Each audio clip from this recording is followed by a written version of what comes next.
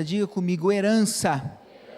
Quem quer receber uma herança da parte do céu para a sua vida?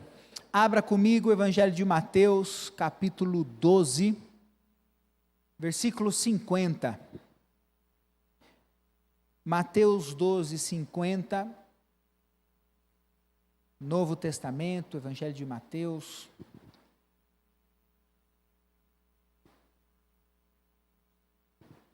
Diz assim a palavra do Senhor, Mateus 12, 50. Pois quem faz a vontade de meu Pai que está nos céus, este é meu irmão, minha irmã e minha mãe. Jesus falando aqui. Herança é uma coisa que a gente divide com os nossos, né? E a palavra de Deus nos ensina, você pode ir abrindo junto comigo a carta de Paulo aos Romanos, no capítulo 8, versículo 17. Romanos capítulo 8, versículo 17, abra aí junto comigo, para lermos em concordância, o apóstolo Paulo ensinando aos cidadãos da igreja de Roma, um lugar difícil de pregar o evangelho, um lugar historicamente perseguidor de cristãos, e o apóstolo Paulo vem ensinar algo poderoso, para aqueles que já criam em Jesus, já acreditavam em Jesus. Romanos 8,17 diz, se somos filhos, então somos herdeiros. Quem é herdeiro de Deus, dá um glória a Deus aí. Herdeiros de Deus e co-herdeiros com Cristo.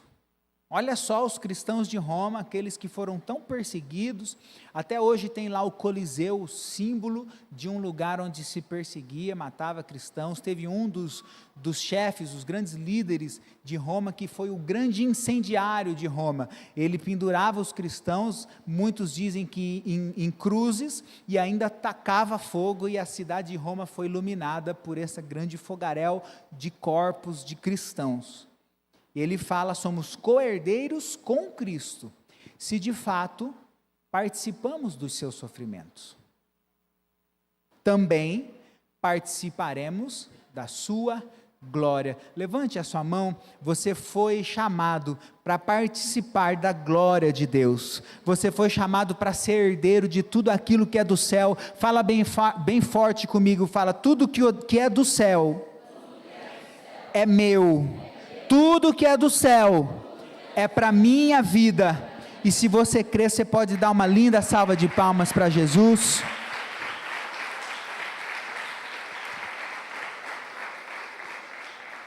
Eu quero falar sobre herança, porque foi tão lindo o nosso culto de bênção geracional. E a herança, dentre algumas coisas que nós vimos na semana passada, a herança tem uma característica que eu vou repetir, que a herança acha alguém. Se tem uma coisa que não fica sem dono, ela vai achar alguém, é a herança. A ordem natural, jurídica, é que a herança procura alguém para baixo. Do pai, ela vai abençoar os filhos. Não tendo filhos, ela volta para procurar um herdeiro para cima. Então, se eu faltar hoje e não tiver filhos, vai procurar os meus pais, vai procurar o meu sogro, vai procurar os meus avós, porque procura para cima. Não achando embaixo, não achando em cima, vai procurar do lado direito. Irmãos, primos de primeiro grau, e não encontrando, ela vai procurar do lado esquerdo. Tios, primos mais distantes, e não encontrando ninguém, fica para o governo. Você pode ter certeza que não vai ser distribuído aos pobres, ninguém vai dar nada para ninguém. Tem uma coisa que não fica sem dono, é herança, e eu quero declarar que você não vai ficar sem a sua herança, nem aquilo que você está deixando. Pastor, não estou deixando nada, tenho 2 galinhas, e né, não tem problema. A herança do homem é aquilo que a gente deixa para alguém. Deixa um carro, deixa uma dívida, deixa uma casa, deixa alguma coisa. Mas existe a herança do céu, que nós chamamos de legado, e é aquilo que você deixa na pessoa, aquilo que você deixa espiritualmente. Os seus filhos nunca se esquecerão do poder de Deus, porque ensina a criança no caminho que deve andar, ainda quando for grande, ele não se esquecerá dele. Quem é pai, quem é mãe, levanta a sua mão aí, ensina o teu filho, filho, ele vai se lembrar que existe um Deus poderoso, que existe o Jesus que sara, Jesus que salva, um Jesus que batiza com o Espírito Santo, existe um Pai que está no céu, e Ele cuida de nós. Deixe herança nas pessoas, deixe legado para os seus filhos, deixe algo que o homem não pode tirar, não pode roubar, nem a injustiça humana. O poder do Espírito Santo de Deus vai sempre alcançar a sua casa. Quem pode dar um glória a Deus aí? Falando de genealogia, de árvore genealógica, que nós vimos também na semana passada, muito interessante a gente lembrar, né, que para que nós existíssemos, para nós existirmos hoje aqui, aproximadamente 4.000 pessoas se passaram antes de nós, para compor a nossa árvore genealógica e chegar no figuraça. Então, né, como eu disse semana passada, 2 pais, 4 avós, 8 bisavós, 16 tataravós, 32 de alguma coisa, 64 de outra coisa, e por aí vai 4.000. Mas um pouquinho perto, bem perto do marco zero, lá no começo da Bíblia, lá em Gênesis, depois de Adão no Éden, depois que Deus precisou fazer um reset na humanidade, né, apagar tudo e começar de novo em Noé, no dilúvio, nós vemos a partir de Abraão, Isaque e Jacó, uma parte muito próxima dessa árvore genealógica do ponto zero. Ainda não tinha aproximadamente 4.000 dessas pessoas para formar um indivíduo na genealogia. Nós vemos alguém que quase atrapalha a árvore genealógica de onde viria o próprio Jesus. A gente vê na Bíblia Abraão, Isaque e Jacó, de Jacó as 12 tribos, e o 4º filho de Jacó, que dá nome a uma das tribos, Judá, ele vem para compor a linhagem do próprio Jesus. Você pode ver em Mateus, que de Abraão até o rei Davi, de Davi até o exílio, depois do exílio até Jesus, em 1º capítulo de Mateus, são 14 gerações de Abraão a Davi, 14 gerações, mais 14 de Davi ao exílio, e mais outras 14 do exílio até Jesus, em 1º capítulo de Mateus. Você vai ver em alguns pontos da Bíblia, eu separei para citar aqui o Apocalipse, que fala que Jesus é o leão da tribo de Judá, e ele é a raiz de Davi. Então, genealogicamente, na história bíblica, que é uma delícia de estudar, fica aí a dica, nós sabemos que Jesus vem da linhagem de Judá. Na história mais recente, você vai perceber, ainda mais agora que está em alta, falar do país, do povo de Israel, que não só o pastor Lucas, mas a Rede Globo, a CNN, todos os jornais, todos os historiadores, arqueólogos, geopolíticos do YouTube, tratam o povo de Israel como o povo judeu, porque se perderam, se dividiram e ficou a identidade do povo judeu na tribo de Judá. Para você ver como era importante a tribo de Judá, tão próxima do grande pai da fé chamado Abraão. O problema é que alguém dessa árvore genealógica, dessa linhagem de salvação, quase estraga tudo por causa da desobediência. Diz a história que Judá teve 3 filhos, seu primeiro filho, chamado Er, morreu sem ter filhos, não deu netos a Judá. E aí a história, a lei da época, dizia que se o homem morresse sem deixar herança, sem deixar filhos, o irmão ou o parente mais próximo deveria se casar com a viúva para dar então continuidade na árvore genealógica, para dar herança àquela mulher viúva. E Judá tinha um outro filho mais novo chamado Onã. E eles cumprem essa lei, esse casamento chamado de levirato, eles cumprem essa lei. Onã se casa com uma moça viúva chamada Tamar. Mas a Bíblia vem para dizer que Onã, sabendo da sua responsabilidade, mesmo casando-se com Tamar, e não querendo gerar filhos, porque ele sabia que o primeiro filho de Tamar não era dele, juridicamente, era do seu irmão, a sua herança era para Tamar e não para a sua casa. Ele não querendo gerar filhos, ele, muito embora tivesse intimidade com Tamar, ele, depois das relações sexuais, ele derramava o sêmen na terra, para não gerar. Ele não se preocupou com Tamar. Essa lei, muito doida, né, da gente imaginar em 2023, era uma lei para que Deus pudesse garantir o cuidado das mulheres, garantir o sustento das mulheres, porque a mulher naquela época, ela só tinha sustento na casa do seu pai, ou na casa do seu marido, ou estando viúva, com o seu filho primogênito que cuidaria dela. Uma mulher sem filhos seria uma mulher sem emprego, sem aposentadoria e sem cuidado.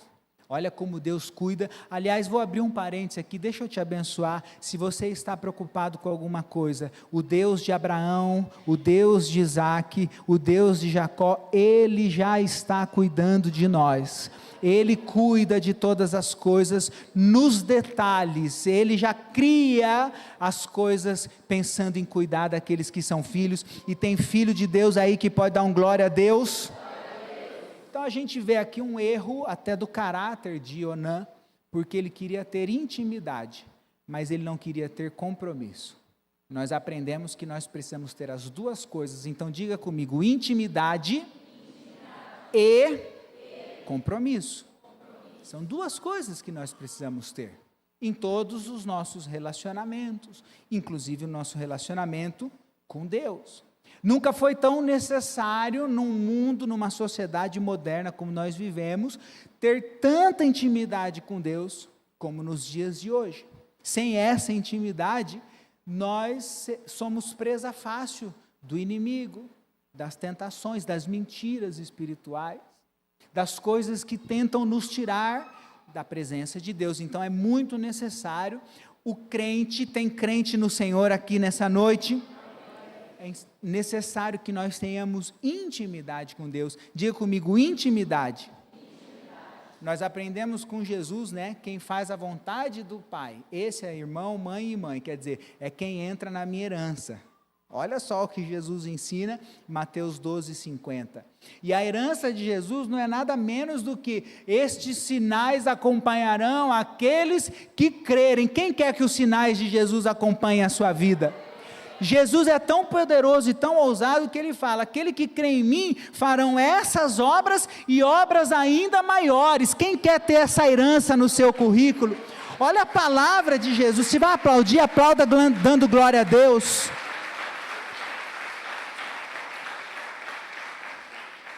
Também tem a parte do compromisso. Aquele que quer vir após mim, nega-se a si mesmo. Pegue a sua cruz, me siga. Precisa ter intimidade, diz comigo, intimidade, mas precisa ter compromisso. Onã queria só a intimidade, ele queria só o prazer, ele queria só a alegria, ele não se preocupava com Tamar, ele se aproveitava dela, mas negava a ela tudo o que era de mais importante para uma mulher daquela época. Nós precisamos pensar no contexto histórico da época, porque hoje muitas mulheres, muitos casais escolhem o melhor momento de gerar filhos, decidem não gerar, e está tudo bem, nós não estamos falando da sociedade 2023, mas naquela época, tudo mais importante da vida de uma mulher era gerar filhos para ter o seu sustento. Como eu disse, não tinha oportunidade de emprego, de sustento para as mulheres. Mas Deus cuidava de todas as coisas. E a Bíblia diz que o Senhor, Ele é a minha porção e a minha herança. Levanta a sua mão e diga comigo o que está escrito em Salmo no capítulo 16. Diz, o Senhor é a minha porção e a minha herança. E se você crê que o Senhor está cuidando de tudo, você pode aplaudir e glorificar o nome poderoso do Senhor. Ele está cuidando de tudo. Ele é a nossa porção, Ele é a nossa herança. Mas aí a gente está falando de uma história de ganância, né? Acho que passava na cabeça de Onã, ele pensava, Se o dia que meu pai Judá morrer e deixar a herança, se ele não tiver o filho do é um a menos para dividir. Sobra mais para mim e para o meu irmão mais novo. Olha só o egoísmo e olha só a individualidade de Onã. Vamos espiritualizar as coisas? Hoje muitos crentes estão pensando assim também, de maneira espiritual.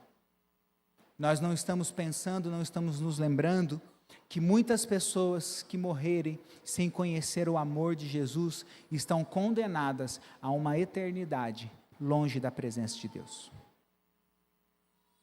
Hoje nós estamos tão felizes com o que Deus está fazendo na nossa vida, tão bem na igreja, que igreja linda, mais um domingo de casa cheia para a honra e glória do Senhor Jesus. Louvor maravilhoso, a gente vem para o culto, a gente sabe que Deus vai derramar bênção sobre a nossa vida, a gente vem para o culto para sair com o coração leve, abençoado, e o Senhor tem nos honrado, o Senhor tem honrado essa igreja, e aí a gente se acomoda, e aí a gente esquece que uma pessoa que morre sem o amor, sem a graça, sem a salvação, ela morre e vai passar uma eternidade longe da presença de Deus. Isso que Onã estava fazendo de maneira material. Mas o que nós lemos, e eu vou repetir, o que nós lemos lá em Mateus capítulo 12, versículo 50, é que os participantes da herança, e tem co-herdeiro de Deus com Cristo Jesus aqui nessa noite, então são aqueles que fazem a vontade do meu Pai. Qual é a vontade do Pai para a igreja? A vontade do Pai para a igreja é que o nome poderoso de Jesus seja conhecido através das nossas vidas. Quer comais, quer bebais, qualquer outra coisa que façais, faça tudo para a glória de Deus. Vai por todo mundo e pregue o evangelho a toda criatura. Aquele que crer e aquele que for batizado será salvo. Essa promessa é para a sua casa e para a sua família. Fale que existe um amor que transformou seu coração. Fale que existe uma presença maior do que tudo, e as pessoas que você ama vão se achegar à presença de Deus. Eles vão conhecer esse amor que nos transformou. Pode glorificar Jesus.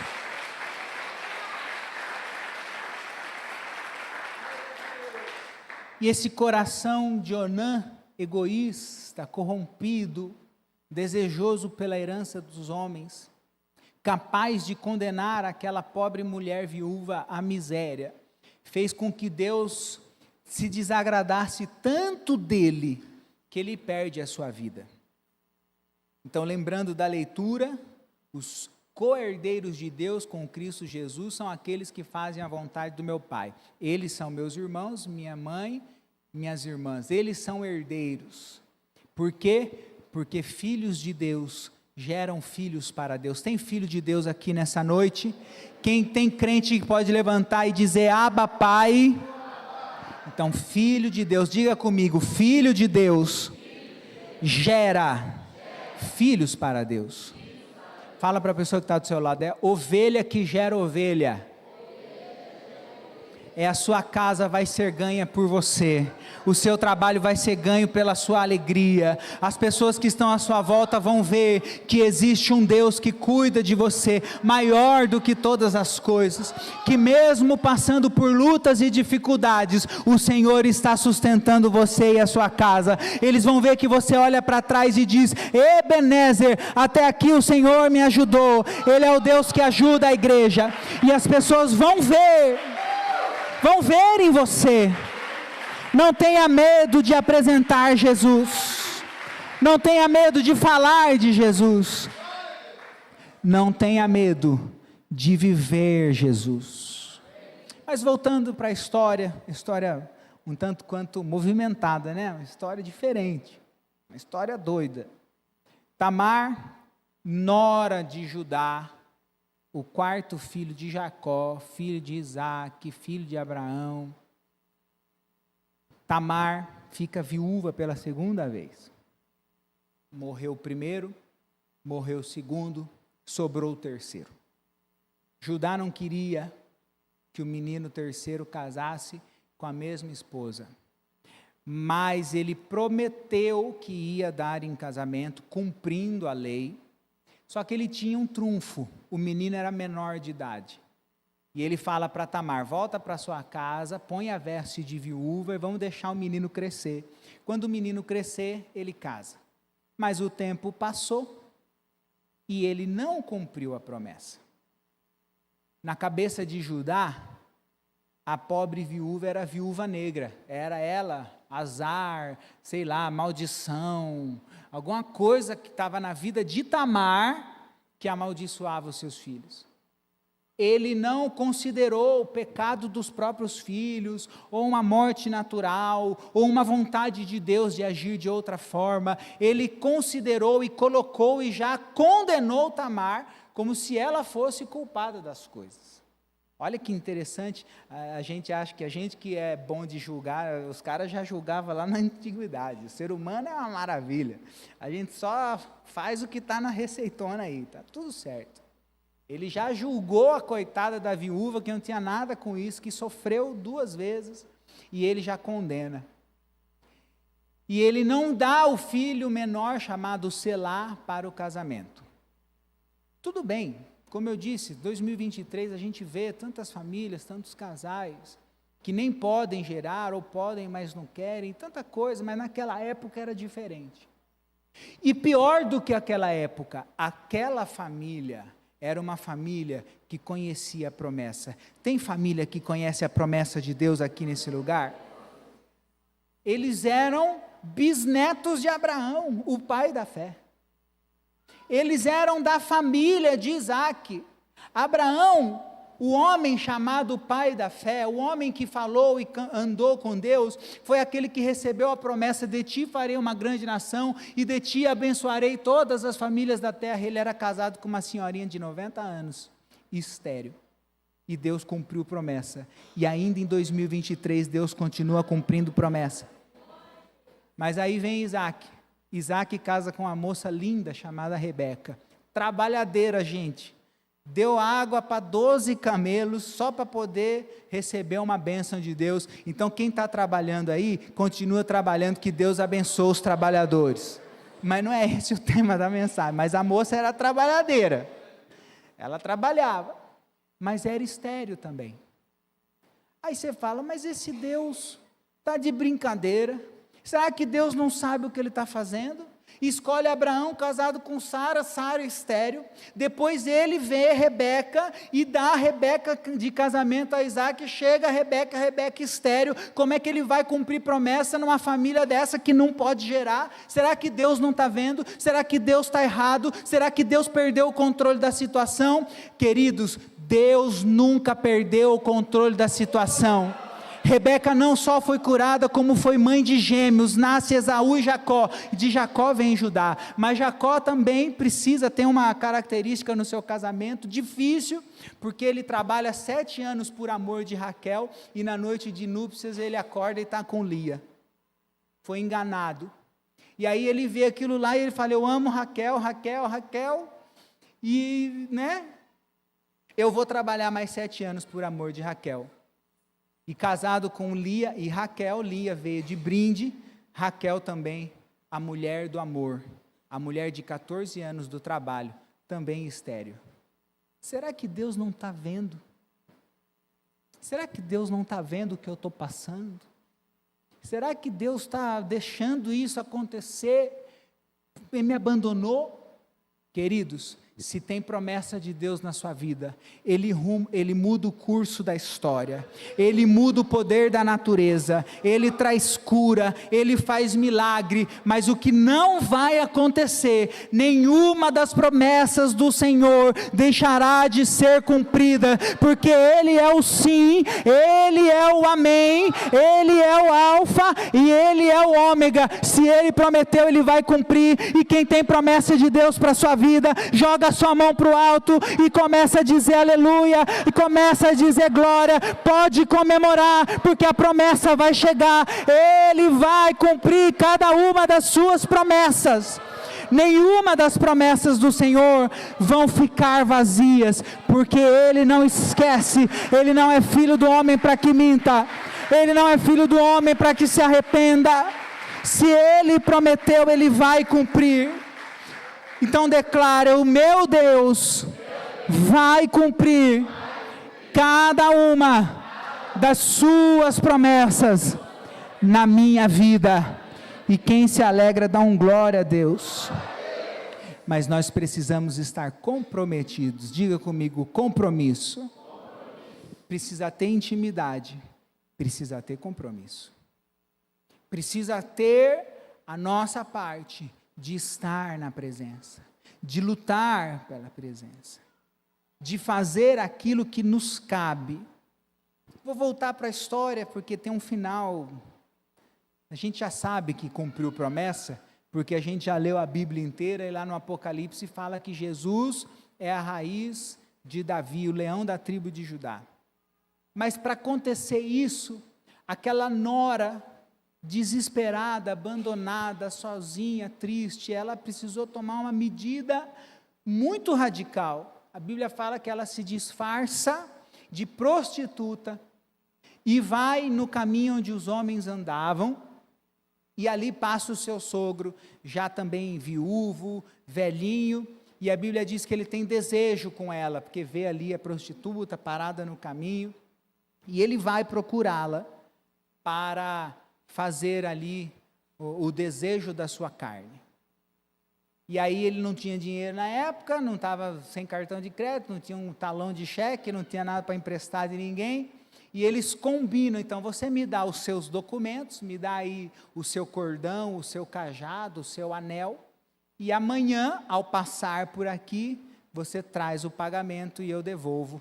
Como se ele tivesse pego o seu RG, o seu CPF, a sua carteira de trabalho, que comprovava por A mais B que aquilo era dele, e ele deixa com Tamar.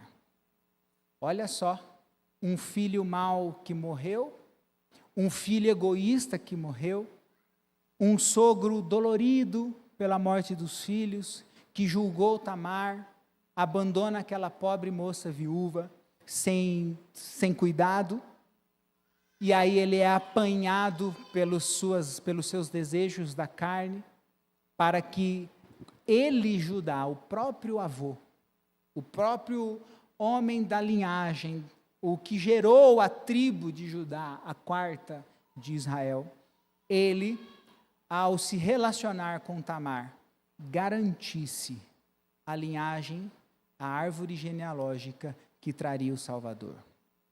Uma história muito doida, é ou não é? E às vezes a gente acha que é a nossa família que é complicada. E às vezes a gente acha que para a nossa casa é que não tem solução. Eu quero dizer para você, igreja, com todo o amor do meu coração, tem solução para a sua casa. Tem bênção para a sua família. Não pare de crer. Não pare de orar. A Bíblia diz que o Senhor, Ele cria um caminho no meio da tormenta, e Ele continua fazendo milagres, o mesmo de ontem, o mesmo de hoje, que vai continuar sendo o mesmo de amanhã. Ele não se esqueceu da sua casa, Ele não abandonou a sua família, e Ele é fiel para cumprir promessa. Então só quem tem promessa de Deus aplauda, glorifica e pode agradecer, porque Ele vai cumprir, Ele vai cumprir.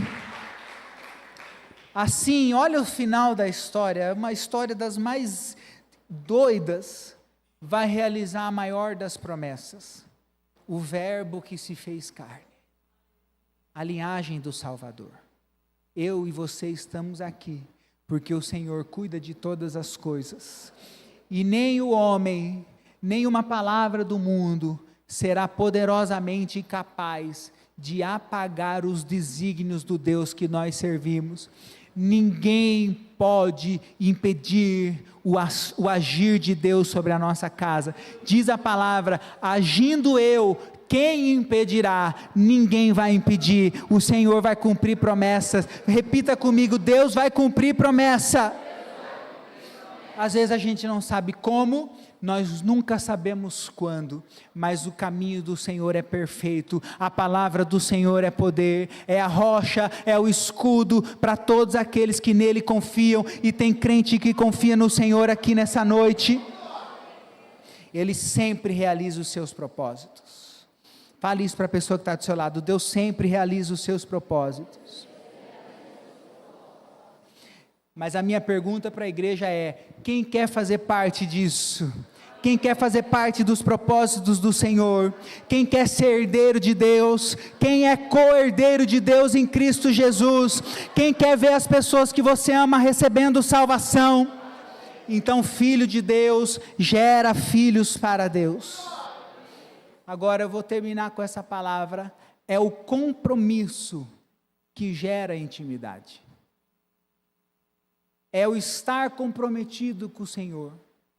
Jesus está ensinando em 12:50 de Mateus: aqueles que fazem a vontade do meu Pai, são eles que entram na herança. Meus filhos, Jesus não teve filhos, então ele fala dos irmãos, fala das irmãs, fala da mãe, aqueles que serão alcançados pela herança. E aí nós somos chamados de co-herdeiros de Deus em Cristo Jesus. É o nosso compromisso. Diga comigo: é o compromisso que gera intimidade. É o compromisso que gera herança, é o compromisso que gera o direito de receber, é o compromisso que faz Deus cumprir promessas na nossa vida, é o nosso compromisso com Deus. A palavra fala que o fruto do justo é árvore de vida, e quem ganha almas é sábio. Você quer alcançar sabedoria? Ganhe a sua família para Jesus. Você quer alcançar sabedoria? Nunca se esqueça que em tempo, fora de tempo, as pessoas estão olhando para você. Talvez você seja o único contato com o céu que essas pessoas estão tendo no dia a dia. Talvez você seja, como diz o Facebook, as páginas da única Bíblia que essa geração está lendo. Então não se esqueça, a sua vida, a sua vitória, o seu milagre são para a glória de Deus, são para que o nome de Jesus seja conhecido, são para que o nome de Jesus seja adorado, e você pode ficar de pé no seu lugar e eu quero te abençoar. O grande objetivo da nossa vida não é ter o melhor carro, não é ter a melhor casa, não é ter o melhor emprego. Isso tudo vai acontecer de maneira natural, porque é natural para o Senhor nos abençoar. A palavra de Deus fala: agrada-te do Senhor e Ele concederá os desejos do seu coração. Mas o grande e maior objetivo da nossa existência é ser uma árvore de vida que ganha almas para Jesus, é ser uma árvore que liga o tronco e vai dar fruto lá na ponta, e o sangue poderoso de Jesus vai alcançar as pessoas da nossa casa. O grande objetivo da nossa existência é fazer o nome de Jesus ser conhecido. Então levante a mão direita junto comigo e diga comigo: eu quero. Mais do que isso, diga: eu vou fazer que o nome de Jesus seja conhecido. Então estenda a sua mão em sentido de receber, e eu vou te abençoar. Você é herdeiro de Deus, é co-herdeiro de Deus. Eu quero até pedir o louvor me ajudar aqui. Pode subir o louvor para me ajudar. Você tem a genealogia espiritual. Você tem o sangue de Jesus correndo nas suas veias. Você tem a presença do Espírito Santo de Deus que cuida de você, que está em você. Você tem o poder do Espírito Santo de Deus. Por isso, querido, você está sendo habilitado pela palavra para ser herdeiro de Deus e co-herdeiro com Cristo Jesus.